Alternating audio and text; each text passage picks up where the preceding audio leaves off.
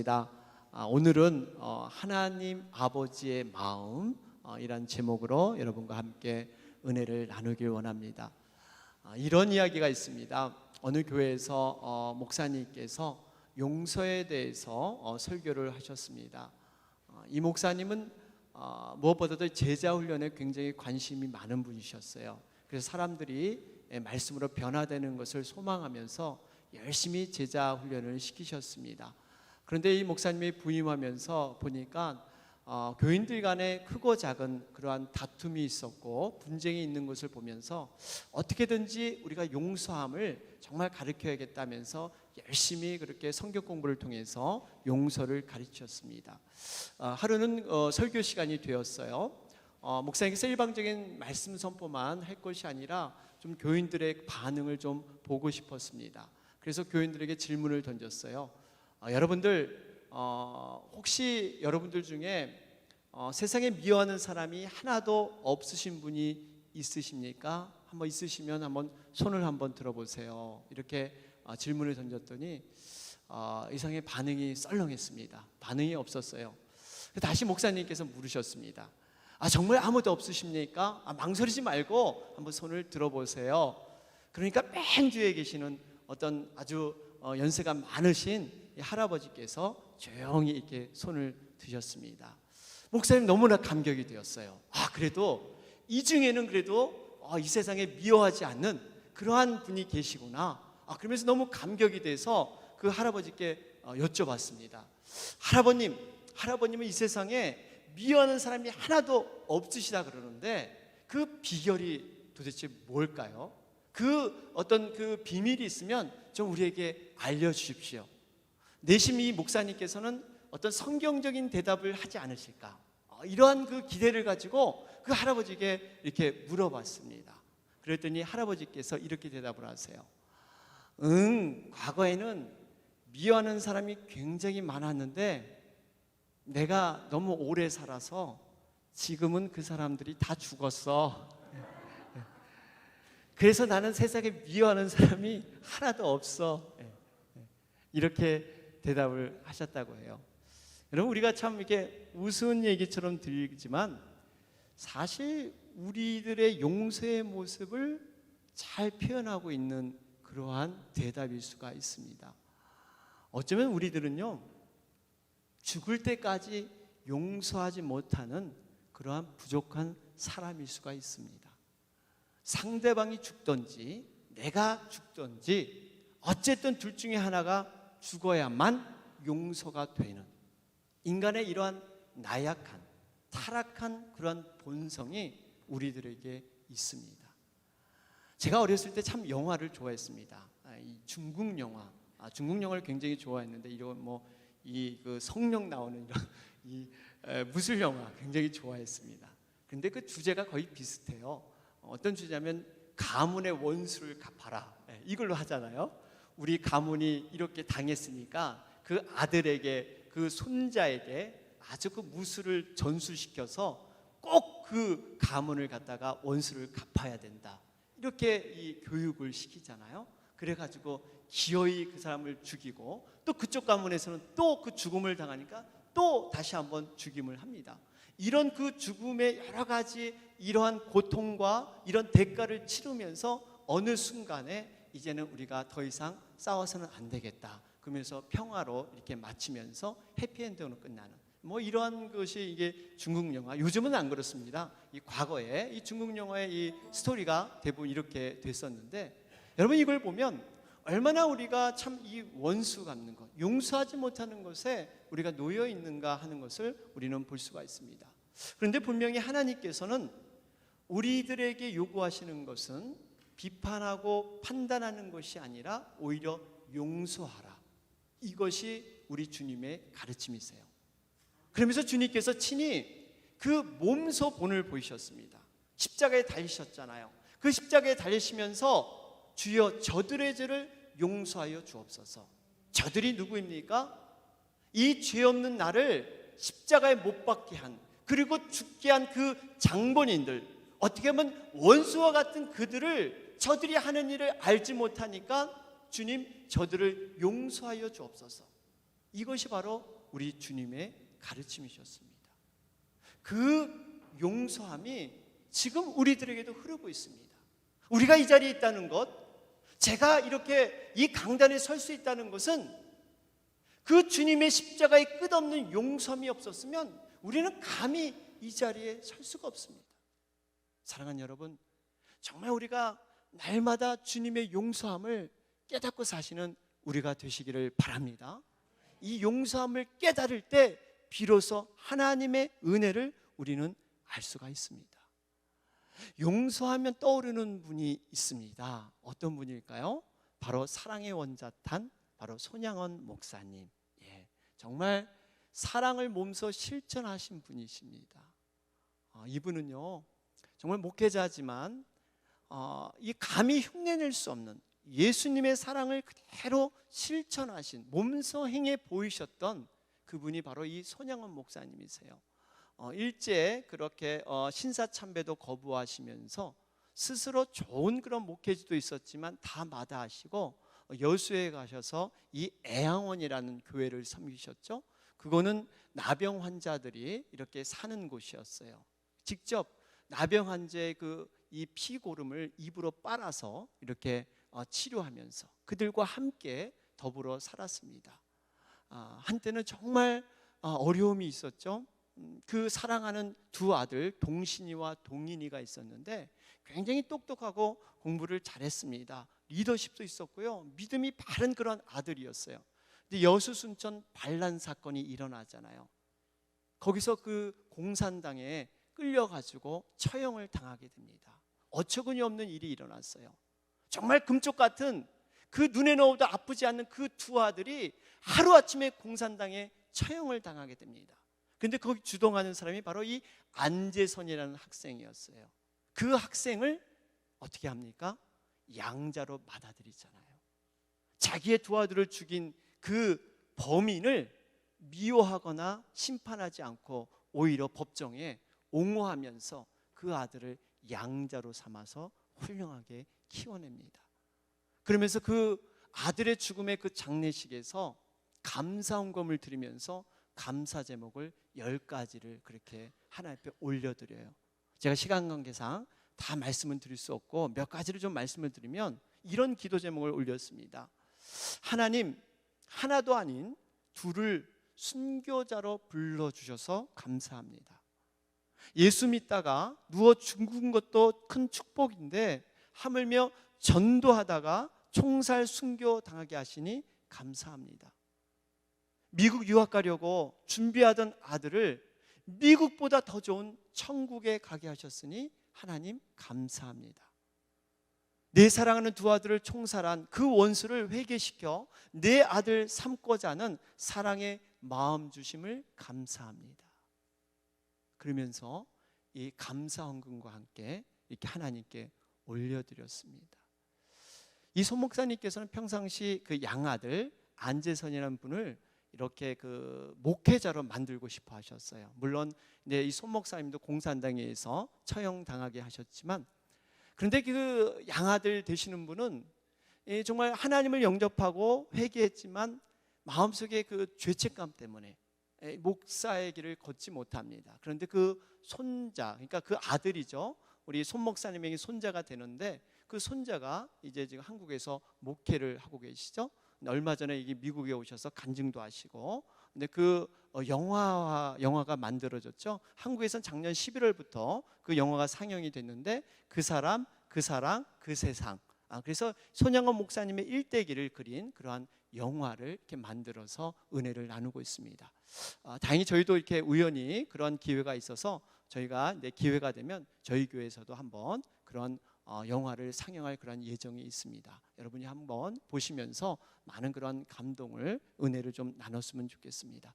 어쨌든 오늘 이 본문 말씀을 보면 누가복음 이 15장의 말씀은 세 가지가 이렇게 비유로 기록되어 있습니다. 잃어버린 드라크마의 비유, 동전을 잃어버리게 되죠. 그 동전을 찾기 위해서 샅샅이 그 바닥을 쓰는 이러한 장면이 나오고 있습니다. 두 번째가 잃은 양에 대한 비유예요. 양을 잃었을 때 이 찾고자 하는 그 목자의 마음이 그려져 있고요. 오늘 우리가 살펴볼 바로 잃은 아들에 대한 비유, 이렇게 세 가지 비유가 누가복음 15장에 나오고 있습니다. 어떻게 보면 지금 이 비유는 구체적인 이야기는 다릅니다. 그러나 비슷한 공통점이 있어요. 그 공통점이 뭐냐면 잃어버렸다가 다시 찾았다는 것입니다. 그런데 왜 우리 하나님께서는 이 비슷한 얘기를 이렇게 연이어서 세 번씩이나 이렇게 기록해 놓으셨을까요? 이유가 있습니다. 이 반복하는 이유는 강조하기 위해서예요. 그러니까 누가복음 15장은 뭔가 하나님께서 우리에게 주시고자 하는 교훈이 있고 메시지가 분명하다는 거예요. 그 강조점이 여러분 무엇일까요? 무엇보다도 영혼 구원의 중요성을 말씀해 주고 있습니다. 잃은 동전의 중요성, 잃은 양에 대한 중요성, 잃은 아들에 대한 중요성, 한 영혼이 천하보다 귀하다는 그 하나님의 마음을 지금 이 말씀 가운데 실어놓고 있는 거예요. 두 번째는 하나님 아버지에 대한 마음, 그 마음이 어떠한가를 보여주기 위해서예요. 이 물건, 귀중한 물건을 잃었을 때 그 마음, 하나님 아버지께서는 지금 한 영혼을 잃었을 때 그 마음이 너무 안타깝고 너무너무 그 상한 마음들을 이 말씀 가운데 실어놓고 있습니다. 그러면서 이 잃어버린 것을 찾았을 때 그 기쁨, 그 감격을 하나님 아버지의 마음이 어떻다 하는 것으로 이렇게 기록해 놓고 있습니다. 특별히 우리가 이 살펴볼 이 잃은 아들, 탕자의 비유에서는 하나님이 얼마나 용서의 마음이 크고 넓으신가, 그 용서의 마음을 잘 우리가 표현된 그러한 본문의 말씀인 것입니다. 여러분, 하나님 아버지 하면 어떤 것이 떠오르세요? 여러분, 아버지, 하나님 이렇게 하면 뭐가 떠오르세요? 우리 아마 여러분 다 다르실 거예요. 어떤 분은 사랑이 떠오르고 어떤 분은 십자가가 떠오르고 뭐 나름대로 여러분이 다 떠오르시는 게 다를 텐데 그 중에 하나가 용서하시는 하나님이십니다. 하나님 아버지 하면 우리가 용서함이 딱 떠오르게 돼요. 여러분, 하나님의 용서하심은 제한이 없습니다. 무제한이에요. 우리의 과거에 대해서 전혀 물어보심이 없고 전혀 책망하심이 없고 그저 돌아온 것에서 그저 기뻐하시는, 바로 이것이 하나님의 마음이세요. 우리 성전에 여러 가지 기물이 있는데 그 기물을 보면 공통점이 있습니다. 하나님께서 그 기물을 만드실 때 반드시 그 재료와 색깔과 크기와 치수, 어떤 방향까지도 일일이 다 기록해 놓으셨어요. 그런데 유일하게 크기와 치수가 기록되지 않은 것이 하나 있습니다. 그것이 바로 물두멍이에요. 물두멍. 이 물두멍은 뭐 하는 것이냐면 제사장들이 어떠한 그 성소에 들어가기 전에, 번제를 하기 전에 손과 발을 씻는 곳입니다. 이 손과 발을 씻는 곳이 바로 이 물두멍이에요. 특별히 이 물두멍은 여자들의 그 거울, 이 여자들이 이 청동 거울을 사용했거든요. 그 당시 거울은 굉장히 중요한 겁니다. 일상생활에 없어서는 안 될 거예요. 하찮아 보이지만 굉장히 중요한 거. 그 거울을 헌신해서, 그 거울을 헌납해서 모아서 만든 것이 바로 이 물두멍이라는 그러한 기물입니다. 그러니까 여인들의 그 순수한 그 헌신을 통해서 만들어진 것이 물두멍인데 거기는 크기와 치수가 없어요. 왜 그럴까요? 그 물두멍이 하나님의 용서의 마음을 표현하고 있기 때문이에요. 하나님의 용서의 마음은 크기와 치수로 형용할 수 없습니다. 어떤 크기와 어떤 치수로 하나님의 마음을 여러분 우리가 표현할 수 있겠어요? 우리가 드리는 찬송처럼 하늘을 두루마리 삼아서, 하늘을 종이 삼아서, 바다를 먹물 삼아서 하나님의 그 용서의 마음을 표현한다, 하나님의 그 마음을 다 그려낸다, 우리는 그릴 수가 없습니다. 이러한 사랑이 바로 하나님의 사랑이고 용서라는 사실입니다. 사랑하는 여러분, 측량할 길 없는 하나님의 용서함이 오늘 우리들의 삶에서도 충만히 흐르는 줄 여러분 믿으시기 바랍니다. 이 용서하는 마음을 우리가 많이 배워야 돼요. 오늘 본문 말씀은 우리가 너무나 잘 알고 있는 내용이죠. 둘째 아들이 탕자가 자기의 재산을 일찌감치 챙겨서 아버지의 곁을 떠나게 됩니다. 그러면서 그가 부른 노래가 내 인생은 나의 것. 모르시네요. 어렸을 때 부른 그 있었어요. 유행하는 내 인생은 나의 것. 저방에 가서는 여기선 내 인생은 나의 것 하고, 근데 부모님이 오시면 싹 가서 열심히 공부하세, 이런 그 노래가 있었어요. 그래서 부모님 앞에서는 열심히 공부하세 노래 부르고요. 저방에 가서 내 인생은 나의 것. 왜 창간하십니까? 내 인생은 내 것인데, 이렇게 막 그런 적이 있었는데요. 어쨌든 이 탕자는 내 인생은 나의 것 이러면서 그냥 자유롭게 호랑방탕한 그러한 삶을 살게 됩니다. 가까운 재산을 다 탕진하게 돼요. 돈 떨어지고 친구가 떠나고 이제 일할 그런 잡도 얻게 됩니다. 오죽했으면 돼지들이 먹는 쥐염 열매, 쉽게 말하면 돼지 사료입니다. 그 사료라도 정말 배를 채우려고 했지만 그 사료조차도 못 먹는 아주 최저의 극빈자의 생활로 떨어지게 됩니다. 상상하지 못하는 그러한 환경이 이 탕자에게 닥치게 돼요.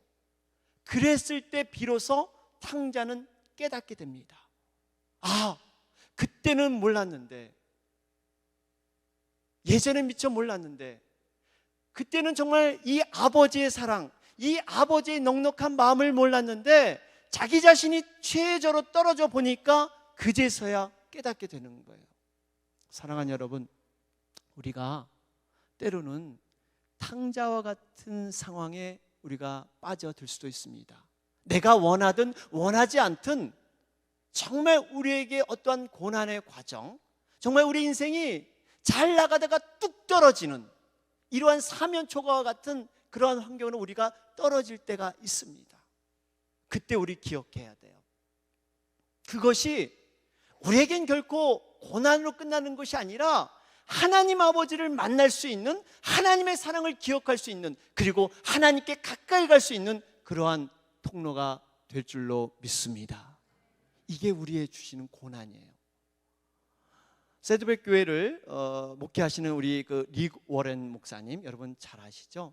이 목사님도 고난이 많으셨어요. 그 아들이 이렇게 우울증으로 해서 이게 자살하고 그런 아들이 있었습니다. 정말 목사님께서 얼마나 마음에 상처가 있었겠어요. 이분이 이런 얘기를 하셨어요. 하나님께서 우리 사람들을 하나님의 온전한 자녀로 만드시는데 4가지의 그러한 툴을, 어떤 도구를 사용하신다, 그런 얘기를 하셨어요. 하나는 프레셔입니다. 프레셔, 압박이에요. 압박. 우리 인생을 압박을 통해서 스스로 이 압박을 책임지게 하는 그러한 책임의식을 우리에게 주고 계십니다. 2번째가 프로블럼이에요. 문제가 있습니다. 우리 인간은 문제가 없으면 자기의 연약함을 발견하지 못합니다. 자기가 제일인지 알아요. 자기가 모든 것이 하는지 알지만 어떤 문제에 딱 부딪히면 내가 한계가 있구나, 내가 제한되어 있구나, 이것을 깨닫기 시작합니다. 3번째가 people입니다. people. 사람을 통해서 인간관계를 알게 하시고 사람을 통해서 내 자신을 교훈받게 하고 또 감동받게 하는 것. 그래서 우리가 서로 이런 교제와 이런 서로의 부딪힘이 필요해요. 여러분, 우리가 서로의 부딪힘이 없으면요, 우리가 깎이지 않습니다.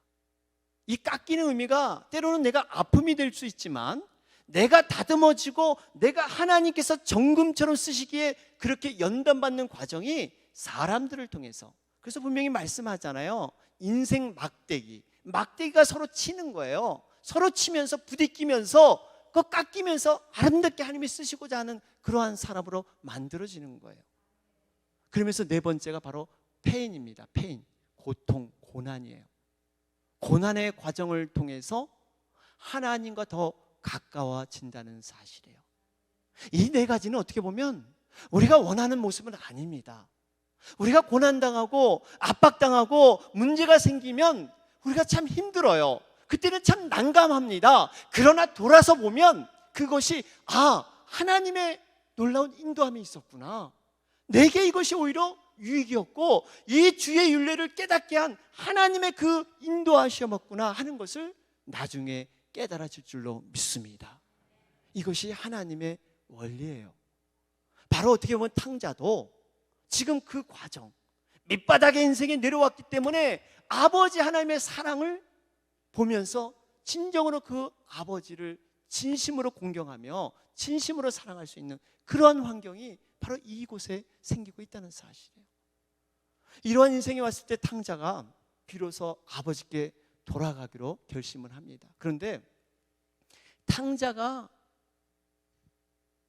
착각하는 중요한 한 가지가 있었습니다.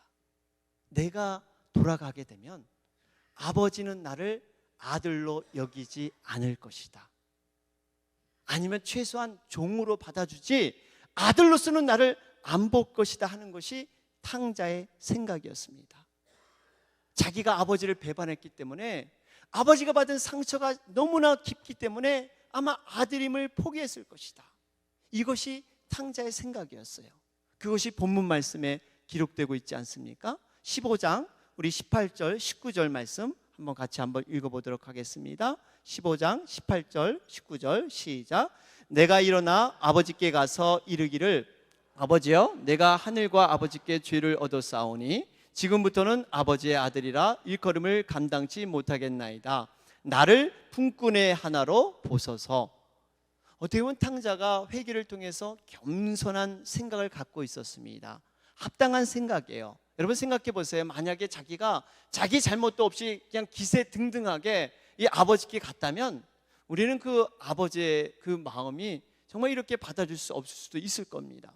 더군다나 그 당시의 풍습을 보면 유대인들은 아들이 아버지를 떠나서 재산을 챙겨서 가출하게 되면 이제는 부자지간을 끊는 것이 그 당시 상식이었습니다.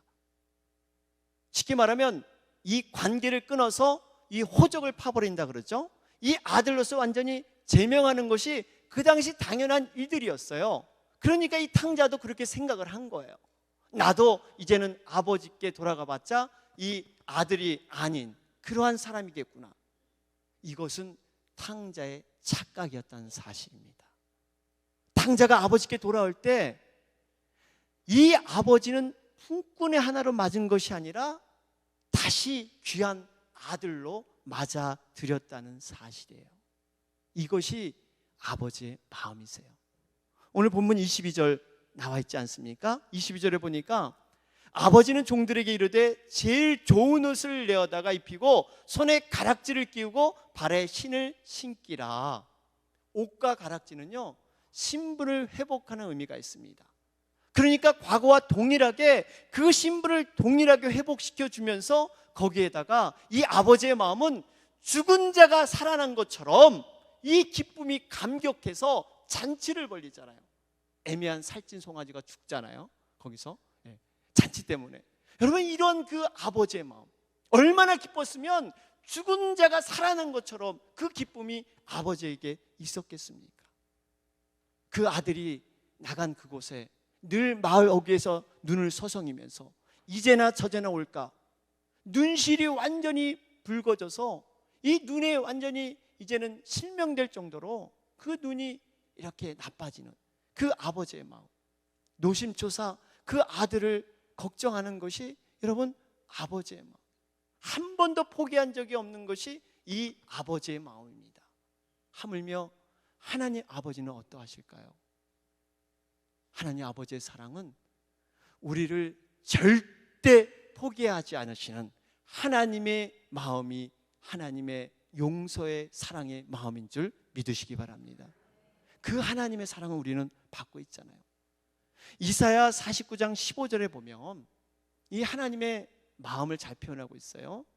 여인이 어찌 그 젖 먹는 자식을 잊겠으며 자기 태에서 난 아들을 국리히 여기지 않겠느냐. 그들은 혹시 잊을지라도 나는 너를 잊지 아니할 것이라. 우리가 육신의 이 어미들은요 10달 동안 이 아픔을 통해서 자식을 낳았기 때문에 이 사랑이 굉장히 극진합니다. 아버지보다 조금 더 극진한 것 같습니다. 낳기 때문에, 배 아파 낳기 때문에. 그런데 이 어미들조차도 아들을 사랑하고 궁일이 여기는데 하물며 나일까 보냐. 여러분, 육신의 어머니가 사실 성경에 보면 엄청난 그런 죄악도 저지르잖아요. 예루살렘에 포위됐을 때 이 먹을 것이 없으니까 자기 아들, 자기 자녀를 잡아먹습니다. 오늘은 우리 아들 잡아먹고 내일은 너희 자녀 잡아먹자, 서로 상의를 했는데 오늘 같이 먹어놓고 내일 가서 나 못 줘, 이렇게 해서 소송이 걸려요. 이런 장면이 성경에 나옵니다. 여러분, 우리 육신의 이 어미 부모님도 어느 순간 되면 자기 자신을 위해서 아들을 죽일 수도 있습니다. 요즘 그런 일이 일어나잖아요. 자식이 부모를, 부모가 자식을 이런 죽이는 시대가 됐습니다. 그런데 하나님께서는 비록 그 부모들이 잊을지라도 나는 너를 영영히 잊지 않겠다. 이것이 하나님의 그러한 마음인 것을 여러분 믿으시기 바랍니다. 탕자가 돌아올 수 있었던 것은 그가 밑바닥 인생을 살았기 때문에 그것만이 다 아니었어요. 만약에 아버지에 대한 기억이 좋지 않고 그 아버지가 용서하지 못하는 엄한 그러한 무서운 분이다 그러면 탕자는 다른 길로 피했을 거예요. 그런데 탕자가 생각해 보건대 우리 아버지는 나를 적어도 문정박대하지 않고 최소한 나를 맞아주시겠지. 이 아버지에 대한 사랑, 그것을 떠올리면서 탕자가 돌아갈 수 있는 그 힘이, 그 에너지가 바로 그곳에서 있었다는 거예요. 아버지의 사랑이었습니다. 그 사랑 때문에 연약한 가운데서도, 실패한 가운데서도 일어설 수 있는 힘이 바로 이 아버지의 사랑, 아버지의 그 용서함이 있었다는 사실입니다. 사랑하는 여러분, 우리가 실패할 때도 연약할 때도 일어날 수 있는 힘은 내 자신이 밑바닥이기 때문에 일어나는 것이 아니에요. 그럴 때 우리는 기억해야 됩니다. 아버지의 사랑, 우리 하나님 아버지께서 나를 얼마나 사랑하시고 나를 얼마나 용서하기를 즐겨하시고 무제한으로 우리를 품으신가, 그 사랑의 힘으로 여러분 일어나야 될 줄로 믿습니다. 우리 사랑하는 아버지는요, 우리를 때로는 고난 가운데 두시더라도, 여러분 우리 부모님 그러시잖아요. 이 때리시면서 맞는 자녀보다 더 가슴 아파하세요. 맞는 자녀는 그냥 맞아서 그 아픔만 있지만 이 아버지, 부모님의 마음은 비록 때리지만 이 맞는 자식, 이 가슴에 눈물을 흘리시는 것이 바로 이 아버지, 부모님의 마음입니다. 오늘 저는 이 부모님의 마음, 또 이 특별히 하나님 아버지의 마음을 우리가 생각해 보면서 제가 이제 그림으로 여러분 좀 설명을 해드리려고 합니다. 제가 그림 하나를 준비했는데 이것이 잘 보이시는지 모르겠어요. 이 그림은요, 렘브란트라는 그러한 화가가 그린 그림인데 돌아온 탕자라는 그러한 제목입니다. 지금은 현재 러시아 박물관에 보관 중에 있고요. 이 렘브란트라는 사람이 말년에 죽음을 얼마 남지 않은 상황에서 1669년에 말씀을 보는 가운데 영감을 받았습니다. 아, 내가 바로 돌아온 탕자다. 내가 이때까지 살았던 것이 정말 돌아온 탕자처럼 나는 살았다 하면서 영감을 얻어서 그린 그림이 바로 이 돌아온 탕자의 그런 그림입니다. 이 그림을 자세히 보시면 먼저 이 그 아버지의 눈을 보시면요, 사실 이 눈이 거의 반소경이 되었습니다. 아들이 돌아오기를 이제나 저제나 기다리면서 이 눈이 짓물러 가지고 이 시력이 멀어지게 돼요. 그래서 이 아버지의 눈을 보면 시선이 초점이 없는 것이 특징입니다. 눈물로 밤을 지샜기 때문에 정말 이 시력이 잃어갈 정도로 이 아버지의 눈은 그만큼 쇠약해져 있습니다. 그러면서 이 손을 보시면 이 손이 양손이 있는데 사실 오른손과 왼손이 서로 다르게 그렇게 그려져 있습니다. 자세히 보시면 두 손이 달라요. 왼쪽 손은요, 굉장히 이 강한 그런 남자의 손으로 그렇게 비춰지고 있습니다. 힘이 있어요. 그런데 오른손은 살포시 그 어깨에 얹어져 있는데 여자의 손으로 그렇게 그려지고 있습니다. 바로 어머니의 마음으로 안도감을 주고 위로해주고 감싸주는 것, 바로 이 오른손은 그러한 역할을 해요. 이게 무슨 의미일까요? 아버지의 강함으로 이 탕자를 일으켜주면서 어머니의 그 부드러운 온유함으로 넉넉히 탕자를 품어주는 것, 바로 이것이 하나님 아버지의 그러한 마음인 것입니다. 그러면서 특이한 것은 옆에 있는 사람들이 모든 시선이 지금 어디에 스포트라이트에 있냐면 이 손에, 이 감싸준 손에 모든 사람이 시선이 거기에 가 있어요.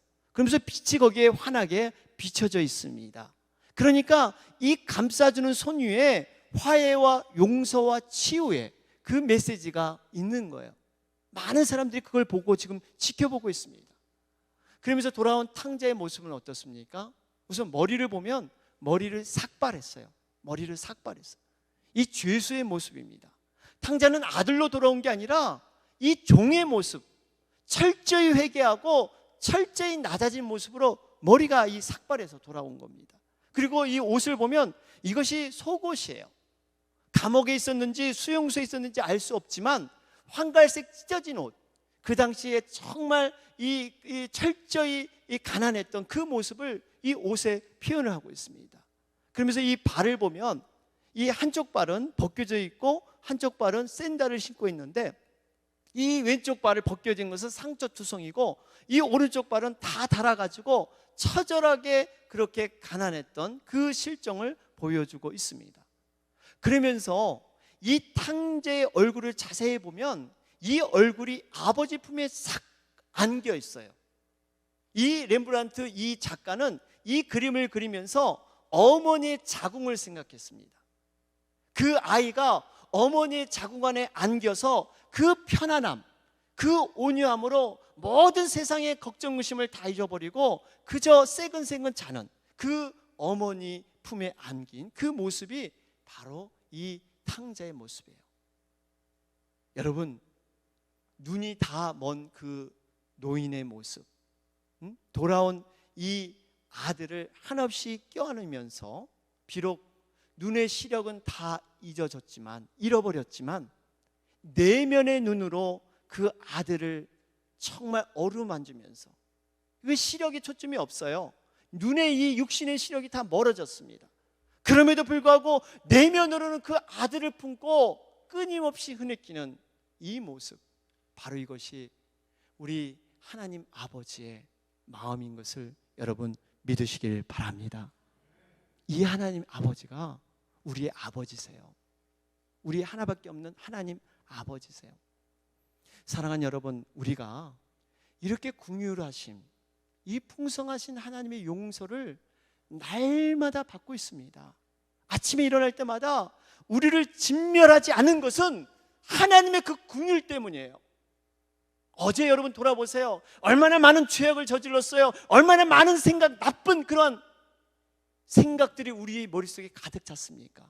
그러나 우리를 풍성히 사랑하셔서 하나님의 긍휼해 주셔서 우리를 살려주신 거예요. 여러분 아침에 일어날 때마다 그런 고백하셔야 돼요. 하나님 살려주셔서 감사합니다. 오늘도 내 죄로 그냥 묻어주셔서 감사합니다. 여러분 그냥 그것만 해도 감사한 거예요. 뭘 주고받고가 아니라 여러분 그냥 그냥 그 자리에 서 있는 것만 해도 감사하셔야 돼요. 7번씩 용서하라고 말씀하셨는데 70번씩 7번이라도 용서하는 것을 하나님이 보여주신 거예요. 여러분 우리는 이렇게 용서와 사랑을 받고 있는데, 또 용서가 얼마나 중요한 걸 알고 있는데 우리가 왜 실천하지 못할까요? 왜 용서가 그렇게 쉽게 이루어지지 않을까요? 그 이유를 성경에서 말하고 있습니다. 쓴뿌리가 있기 때문이다. 성경은 지금 지적하고 있어요. 히브리서 12장 15절 말씀을 보면 거기에 기록되기를 너희는 돌아보아 하나님의 은혜에 이르지 못하는 자가 있는가 두려워하고 또 쓴뿌리가 나서 괴롭게 하고 많은 사람이 이로 말미암아 더러움을 입을까 두려워하고. 여기 보니까 은혜에 이르지 못하는 자가 있는 것을 두려워해라. 우리가 살피란 얘기예요. 뿐만 아니라 쓴뿌리가 나서 괴롭게, 이 쓴뿌리가 나서 괴롭게 한다는 것은 마음에 상처 입은 것이 있어서 괴롭게 한다는 거예요. 여러분 우리는 흙의 존재잖아요. 흙이기 때문에 여러분 이렇게 어렸을 때 이 찰흙 가지고 이 어떤 그 뭘 만들다 보면 찰흙에 날로 쫙 한번 그으면요, 이 딱 상처가 남습니다. 그게 딱 굳어지면 이거는 그냥 없어지질 않아요. 물로 닦아도요 안 없어지고요. 아무리 굳어버리면, 딱 마음의 상처가 딱 칼로 굳어버리면 그거는 평생 가는 거예요. 우리의 마음이 바로 이런 쓴뿌리가 있을 수 있다는 거예요. 상처의 흉터가 있기 때문에, 우리 내면에 치유되지 않은 그 상처가 있기 때문에 서로 찌르고 서로 아파하는 거예요. 고슴도치의 사랑 아시잖아요. 가까이 하고 싶지만 그 가시 때문에 가까이 할 수 없는 존재예요. 서로에게 가시가 있는 거예요. 그런데 내 가시는 보지 못하면서 상대방의 가시만 우리가 보이게 되는 경우가 많이 있습니다. 그렇기 때문에 우리가 이 쓴뿌리를 제거하는 일을 해야 돼요. 뿌리는 여러분 자라게 됩니다. 뿌리의 특성은 쉼없이 자라서 사방으로 그 뿌리가 엉키고 설키게 하는 거예요. 왜 주님께서 이 알곡과 가라지가 있는데 그걸 그냥 놔둬라, 추수할 때까지 그냥 놔둬라 하는 이유가 있었습니다. 만약에 가라지를 뽑게 되면 그 밑에 있던 뿌리가 서로 알곡이랑 엉켜져 있는데 알곡이 피해 입을까 봐 우선은 추수 때까지 놔둬라 하는 것이 바로 그런 연유예요. 그렇기 때문에 우리는 이 뿌리를 날마다 제거하면서 매듭짓기를 해야 될 줄로 믿습니다. 이 쓴뿌리를 우리가 날마다 제거해야 돼요. 그 제거는 오래되면 안 됩니다. 성경에서 노를 낼 수 있고 분노를 낼 수 있어요. 사람이기 때문에 할 수 있습니다. 그런데 해가 넘어가기 전에 그 분노를 품으면 죄하게 된다는 거예요. 그래서 화해하라는 거예요. 예배를 드리다가 우리 형제 중에서 원망받을 일이 있거나 내가 오해받을 일이 있으면 가서 풀고 와서 예배를 드리라는 거예요. 왜 그럴까요? 죄는 자라기 때문에, 이것이 자라서 나중에 이것이 우리의 삶의 열매로 우리 가운데 자리 잡기 때문에 스스로 고립감을 가지고 스스로 괴로워하고 스스로 거기서 갇혀버리기 때문에 이 뿌리를 빨리 떨어버리라 하는 것이 주님의 마음입니다. 사랑하는 여러분, 우리가 빠른 시간 내에 쓴뿌리가 있다면 이 뿌리를 제거하고 성령 충만으로 나가야 될 줄로 믿습니다. 오늘 말씀을 정리해 보겠습니다. 우리가 혹시 탕자처럼 나약한 자리에 여러분 앉아 있으십니까? 어려운 고난 과정에 여러분 혹시 있으십니까? 어떠한 상황이든 용서하시는 하나님의 넓은 가슴을 여러분 바라보시길 바랍니다. 그리고 일어서서 그분을 가까이 만나는 그러한 계기로 삼으시길 바랍니다. 그렇게 되면 그분의 넉넉한 용서와 사랑을 체험하게 되면 우리의 이웃들이, 우리 주변의 사람들이 달라 보일 거예요. 내가 하나님의 용서로 충만히 그러한 체험이 있다면 1만 달란트 빚진 자, 여러분 아시잖아요. 그 빚진 자의 마음을 우리가 갖게 되면 그러한 용서도 능히 이끌어갈 수 있어요. 우리 스스로 할 수 없습니다. 그 용서함을 우리가 체험해야 돼요. 하나님의 은혜를 우리가 받아들여야 돼요. 그것을 가지고 할 수 있는 거지, 우리는 이 밴댕이 속가처럼 우리는 좁기 때문에 우리 힘으로는 할 수 없다는 사실입니다. 그렇게 되면 이제 달라 보입니다. 주님의 마음으로, 주님의 눈으로 보면 그 내면의 애씀이 보이는 거예요.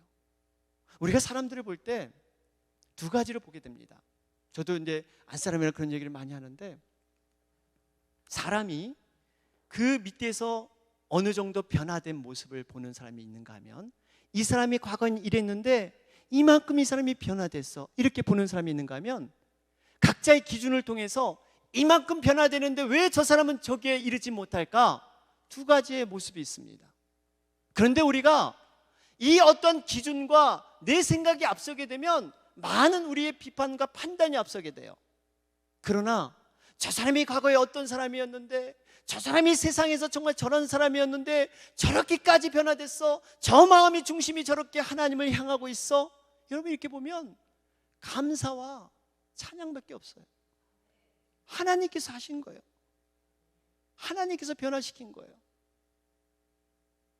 이렇게 변화시킨 그 하나님께서 앞으로 놀라운 능력으로 변화시킬 것을 여러분 믿음으로 고백해야 될 줄로 믿습니다. 그런 의미에서요, 우리가 결론적으로 옆 사람이랑 이렇게 한번 좀 인사를 나눴으면 좋겠어요. 따라해 보세요. 여러분 옆 사람 마주 보면서 당신은 예전보다 많이 달라졌습니다. 한번 인사해 보세요. 당신은 예전보다 많이. 근데 거기다 한마디, 앞으로 더 놀랍게 변화될 줄 믿습니다. 예, 하세요. 예, 예, 예. 믿습니다. 예, 좋습니다. 예, 좋습니다. 예. 우리가요, 이 변화와 성장도 성령님께서 하시면서 저는 우리 교회가 작은 것에도 좀 칭찬이 잦았으면 좋겠어요. 격려가 잦았으면 좋겠어요. 수고하셨습니다. 감사합니다. 고생하셨습니다. 여러분, 이 말 한마디가 그 사람의 모든 것들을 이렇게 마음에 흥함을 줍니다. 여러분, 그러한 아름다운 이 서로의 화답이 여러분 하나님의 원하심이에요. 그래서 앞으로 정말 어떠한 작은 일에도 그저 감사합니다, 고맙습니다, 수고하셨습니다, 정말 이걸 통해서 하나님의 교회를 우리가 이뤄가는 여러분과 제가 되길 주님의 이름으로 축원합니다. 아멘.